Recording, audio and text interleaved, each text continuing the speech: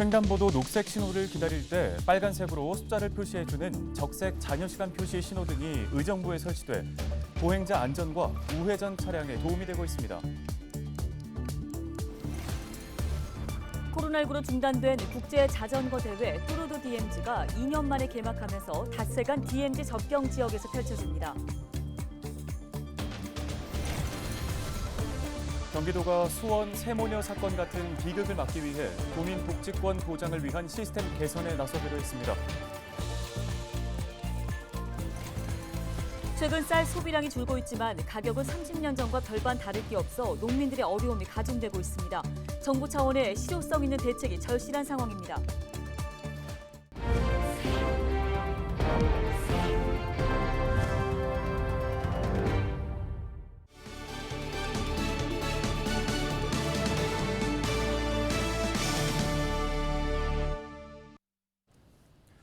시청자 여러분 안녕하십니까? 헬로티비 뉴스입니다. 네, 첫 소식입니다. 의정부에 기다림을 알려주는 빨간 신호등이 생겼습니다. 횡단보도 녹색 신호를 기다릴 때 빨간색으로 얼마나 기다려야 하는지 숫자를 표시해 주는 건데요. 평소 녹색 신호를 기다리지 못하고 무단 횡단하는 보행자들을 예방하기 위해 도입됐습니다.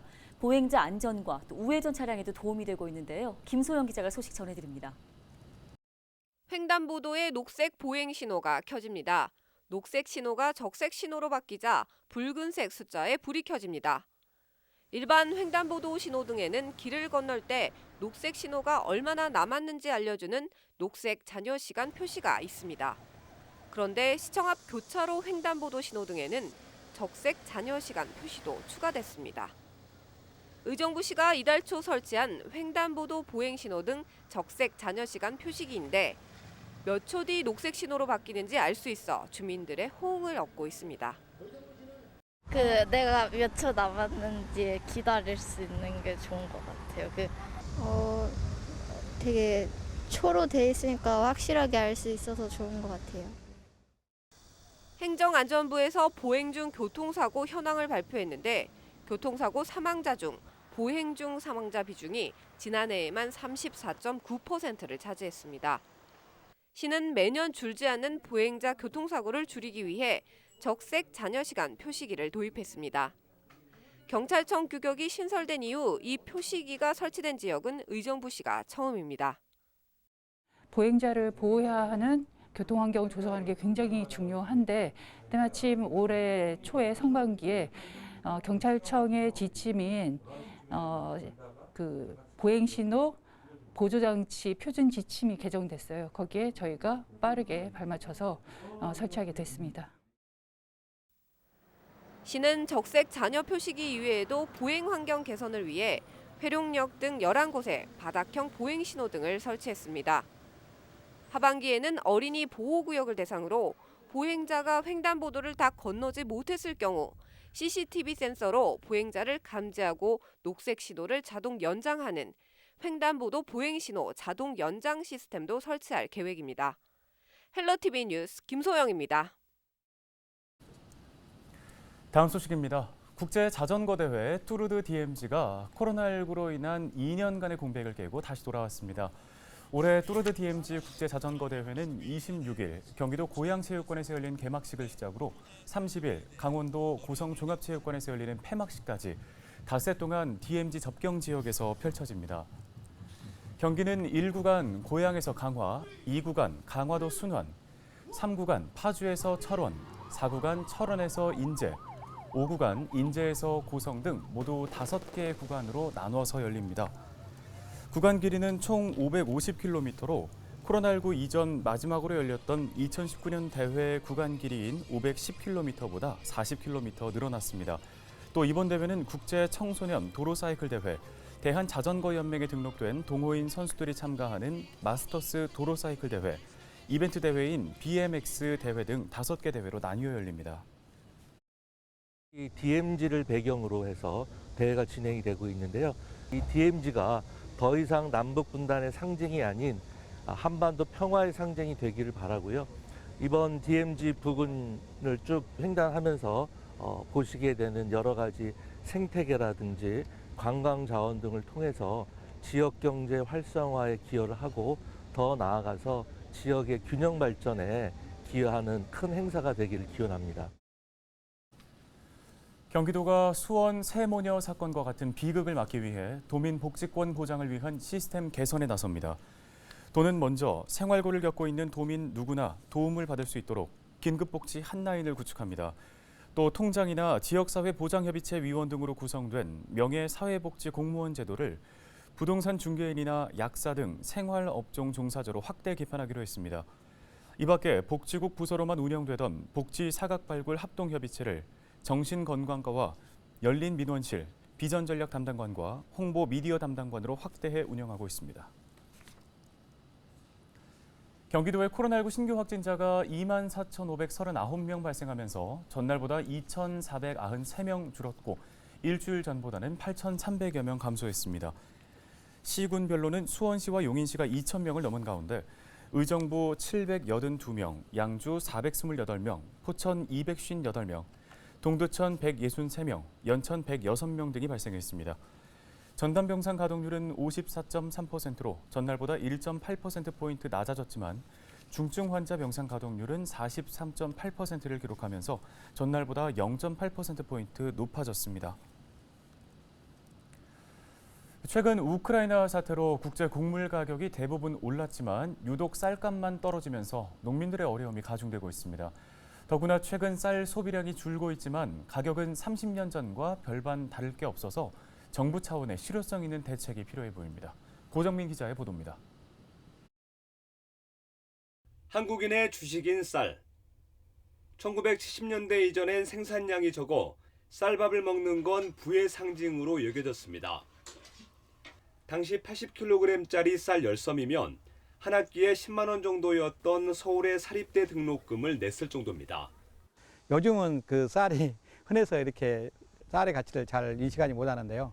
70년대 쌀이 귀한 시대에는 쌀 2솜이면 국립대학교 납부금을 낼 수 있을 정도였고, 이처럼 귀한 몸 대접을 받았던 쌀이 요즘은 푸대접을 받고 있습니다.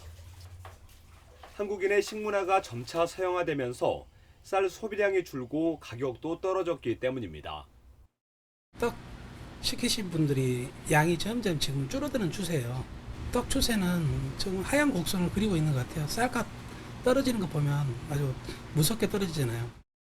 지난해 국민 1인당 연간 쌀 소비량은 57kg 정도입니다. 30년 전과 비교하면 절반만 먹고 10년 전보다는 10kg 넘게 덜 먹고 있는 셈입니다. 반면 밀 소비량은 쌀 소비가 줄어드는 것과 대조적입니다. 해마다 증가세를 보이다가 지난해 역대 최고치인 35kg을 기록했을 정도입니다. 밀은 전체 소비량의 99%를 수입에 의존하고 있는데 최근 1년 새 톤당 가격이 최대 2배 넘게 올랐습니다. 밀가루 가격이 오른 만큼 라면이나 제과는 물론이고 덩달아 외식 물가도 끌어올렸습니다. 하지만 산지 쌀값은 20kg 한 포대당 44,000원 정도로 10여 년 전이나 지금이나 별반 다를 게 없습니다. 2000년대 평균보단 7% 올랐고 1990년대와 비교하면 43% 증가했습니다. 1998년 당시 450원이었던 라면이 90%, 소주값이 150% 정도 오른 걸 감안하면 쌀값 상승폭은 미미합니다. 과거엔 쌀값이 일정한 목표에 미치지 못하면 세금으로 농민들의 소득을 보존해줬습니다. 그러다 과잉 생산을 유발한다는 지적이 나오면서 정부는 쌀 생산을 억제하기 위한 정책을 2년 전에 도입했습니다. 공익형 직불제를 통해 쌀값 보장 대신 소농 보호를 택했고 초과 생산된 쌀은 수매한 뒤 시장에서 격리하기로 한 겁니다. 문제는 시장 격리가 최저가 입찰 방식으로 이뤄지면서 오히려 쌀값 하락을 부추기고 있는 실정입니다. 전문가들은 일관성 없는 농업 정책이 혼란을 주고 있는 만큼 지속 가능한 지원책이 절실하다고 말합니다. 시장격리제도의 효과적인 활용인데요. 이 쌀값 안정이라는 것에 초점을 맞춰야 하는데도 불구하고 이제 그런 것보다는 제도의 운영에 좀 초점을 맞추다 보면 시장의 변화에 빠르게 대응하지 못한 그런 결과가 나지 않았나 싶어서. 해마다 인건비나 용농비는 오르고 있지만 값은 오히려 떨어지고 있는 쌀. 이제는 시장 격리마저 허점이 드러나고 있는 만큼 쌀 산업에 대한 사회적 논의를 새롭게 시작해야 할 것으로 보입니다. 헬로티비 뉴스 고정민입니다.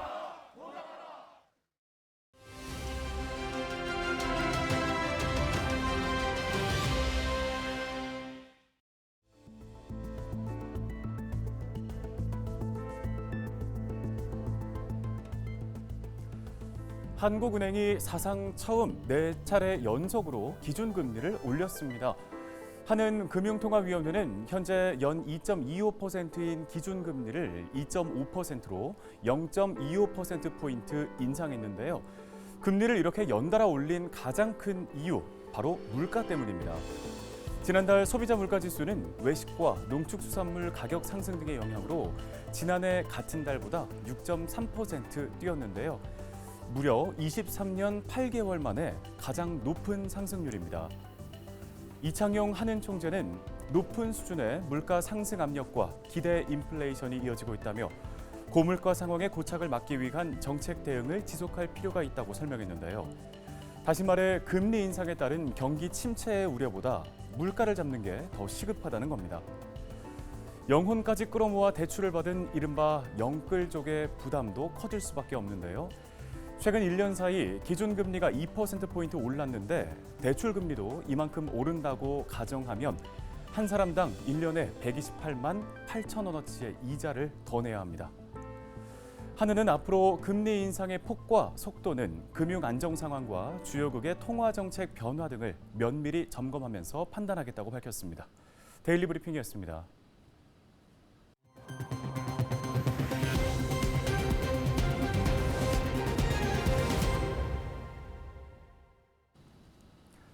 연천군이 오는 11월 말까지 관내 다가구 다세대 주택의 불법 용도 변경을 집중 단속합니다. 이는 일부 다가구 다세대 주택이 일명 방쪽의 길을 통해 가구 수를 늘려 임대하고 있기 때문으로 이로 인해 임차인의 주거권과 재산권 침해 등의 문제가 발생하고 있습니다. 연천군은 9월까지 계도 기간을 통해 잦은 원상복구를 유도한 뒤 10월에서 11월 2달간 관내 다가구 다세대 주택을 대상으로 집중 단속을 벌일 방침입니다. 제31회 문화체육관광부 장관기 전국 생활체육 빙상대회가 27일과 28일 이틀간 의정부 실내 빙상장에서 열립니다.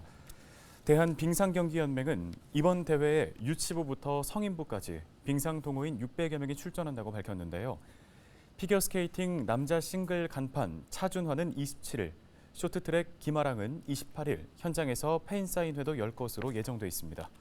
전국 생활체육 빙상대회는 코로나19 여파로 2019년 이후에 3년 만에 개최됩니다.